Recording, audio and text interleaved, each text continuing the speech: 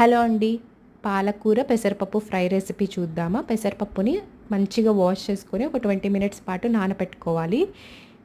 ఇప్పుడు కర్రీ ఎలా చేయాలో చూద్దాము. ప్యాన్ పెట్టుకొని ఆయిల్ వేసుకొని జీలకర్ర ఆవాలు వేసుకోవాలి. అవి వేగాక ఆనియన్ పచ్చిమిర్చి వేసుకోవాలి. అవి వేగాక పాలకూరని చిన్నగా కట్ చేసుకొని వేసుకోవాలి. పాలకూరని ఒక 2 మినిట్స్ పాటు మగ్గించుకొని మనం నానబెట్టిన పెసరపప్పు ఉన్నాయి కదా, వాటిని కూడా వేసుకోవాలి. నా దగ్గర పొట్టుపప్పు ఉంటే వేసుకున్నాను, మీరు నార్మల్ పెసరపప్పు అయినా వేసుకోవచ్చు. ఈ రెండింటిని మంచిగా మిక్స్ చేసుకొని నేను కొంచెం వాటర్ పోస్తున్నాను. పప్పు ఉడకడానికి ఒక 1/4 గ్లాస్ వాటర్ పోస్తున్నాను. పెసరపప్పు త్వరగానే ఉడికిపోయింది కదా, వాటర్ పోసుకొని మంచిగా కలుపుకొని మూత పెట్టి మగ్గించుకోవాలి. మనం ముందే సాల్ట్ వేస్తే పప్పు ఉడకదు, సో నేను సాల్ట్ వేయట్లేదు ఇప్పుడే. మనం పప్పును తీసుకొని ఇలా ప్రెస్ చేస్తే మంచిగా మెత్తగా అయిందనుకోండి, పప్పు ఉడికిపోయినట్టే.